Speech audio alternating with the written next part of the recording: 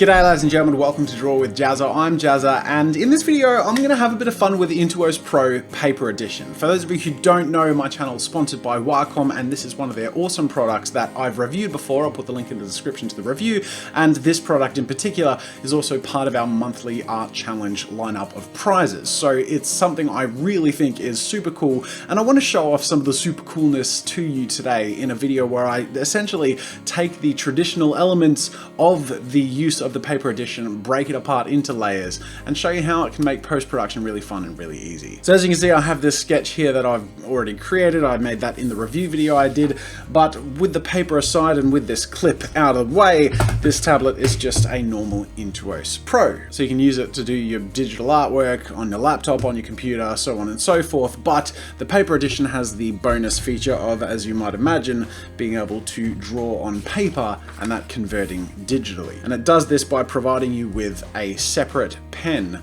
which is an ink pen that works with the tablet. And you can see that when I hold the pen near the tablet, ooh, that little light turns on and it turns green. Now, as soon as I touch the pen to paper, hello world, you'll see that that button has turned blue. Blue.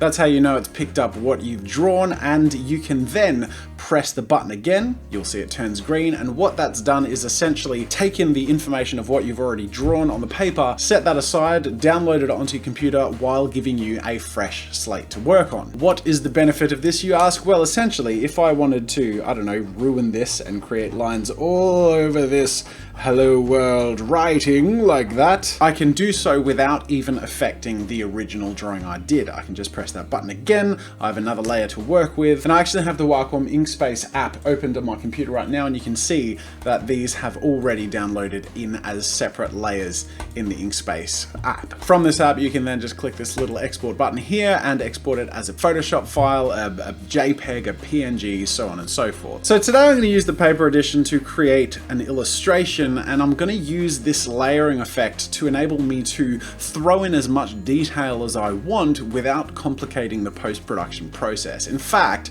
by doing it in the way that I plan to do it, I hope it'll give me a lot more of a way to build upon my image in post-production to create something really cool. And you guys probably know me enough by now to know that if I have free reign to create any image I want, it's probably going to be medieval or fantasy or of some sort. So I don't know, let's draw like a knight in a castle. I should start coming up with some original ideas or something, but a classic's a classic. So as with every other drawing I ever make, I start off with my construction work, and obviously the cool thing about this is it's not going to pick up any of my work when I do my rough sketching, so I can just draw on the paper edition tablet and on the paper with just my normal materials, not worrying about any of the digital stuff until I'm ready to jump into that. I decided to create a bit of an adventurer pose in the foreground, with in the midground, which is quite distant in the background actually, a very large fantasy castle. I really wanted to have fun with detail. I don't often take the opportunity to add as much detail as I can possibly do, because usually detail tends to be a bit of a barrier, especially if I'm working digitally after. But in this case, I allowed myself to just make space for as many areas of detail I wanted to come back to as possible, like chainmail or bricks or stones and details on the ground, so on and so forth. With my sketch in a place I was happy with, I then move on to the line work, and as soon as that Wacom pen touches the paper, the digital side is already being covered. So I just go ahead and work in a mindset of layers, even though I'm working traditionally. My process in working with this thing is basically to start off with the broader areas of solid mass, and then to create a new layer and create a whole bunch of the detail that I can play with and hide and bring back as I please. So for the character in the foreground, all of his armor, all of the geometry of his weaponry, his body shapes and anatomy, all of that is in the solid mass of the first layer. Included in that are the basic details of the foreground as well. So the area of the ground, some rocks, and a few other details like grass tufts and so on and so forth. Then once I'm happy with those main areas being covered, I press that little magic layer button and go in and just add as many details as my heart desires. And the cool thing is, even though I am still technically working with ink on paper and it's a permanent medium in the sense that mistakes are as permanent permanent on the paper as they would be if I were working on any piece of paper with ink, it actually feels different. It feels weirdly liberating knowing that I've essentially saved my progress. When I hit that layer button, everything I've drawn that I'm happy with so far is what it is. And if I mess up with the details, if I add too many or not enough, it doesn't matter, because all of the information that I need and all of those digital layers that I want to work with are going to be individually malleable and able to be manipulated.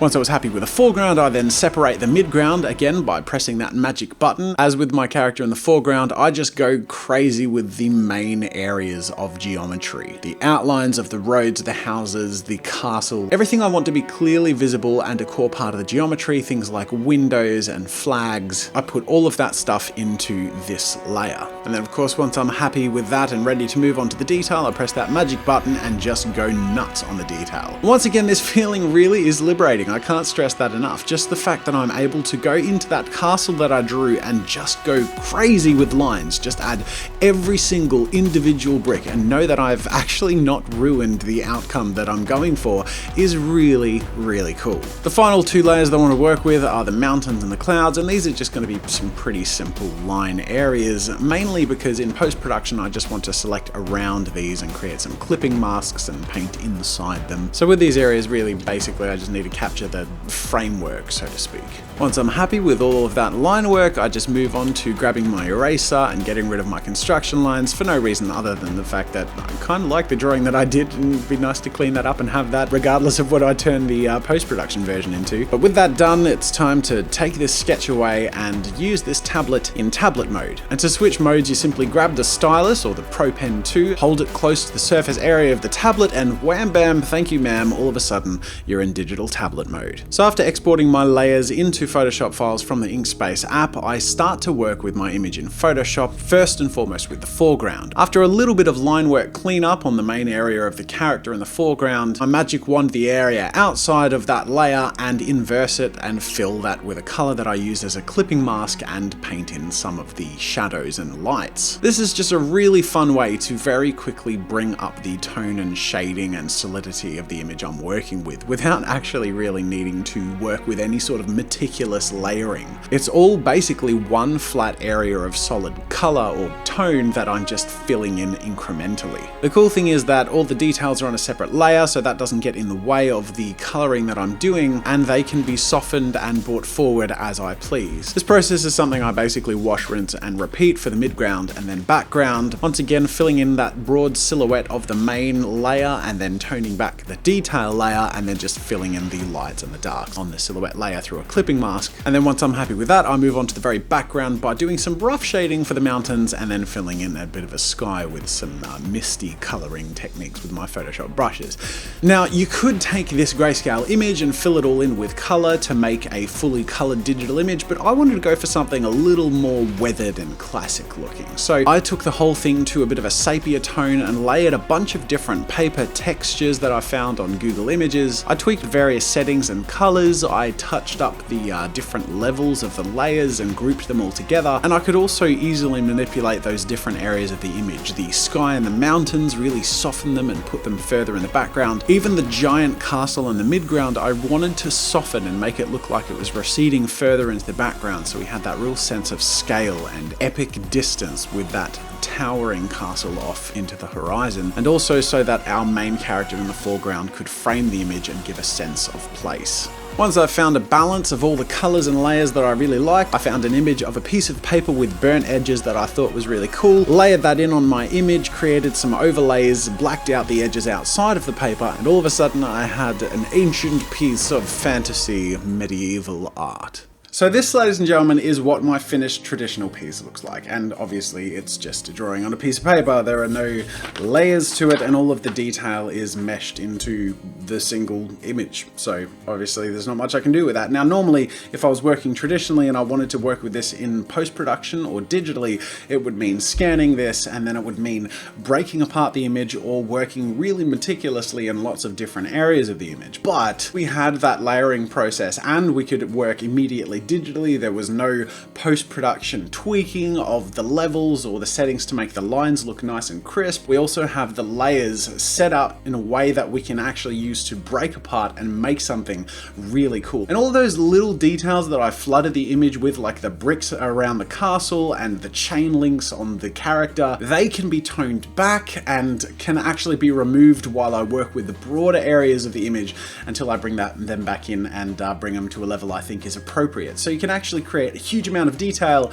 but not overcomplicate your image, which is really nice. Now this is obviously the end result, and you can see how I toned some areas back and focused on and made more punchy other areas of the image. But as far as how I did that, you can see that these are the layers that I actually imported, and if I show them one at a time, this was my first layer, the character art, and then I made a new layer with just a bunch of details that again I could tone back. The next layer was the broader castle area, and then another layer with just a whack of detail again that I could tone back. And then last but not least, we have some mountains and some clouds. Now the lines aren't perfect, so they require minor cleanup every now and then, in particular in areas of detail like in the character's face.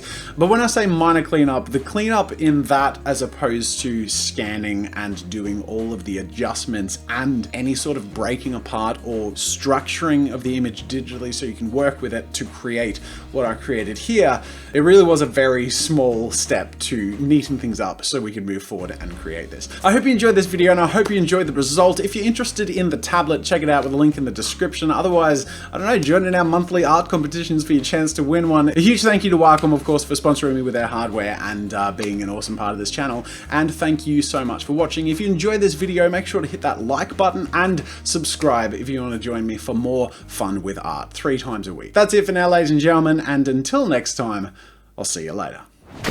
Make sure to subscribe to my channel to see more of my videos. And while you're at it, check out my shop where I sell ebooks, brushes, photo references, video courses, and more. There's another video you might enjoy from my channel over there, and you can also check out my behind the scenes daily vlog channel, Daily JAZZA'. That's it for now, and until next time, I'll see you later.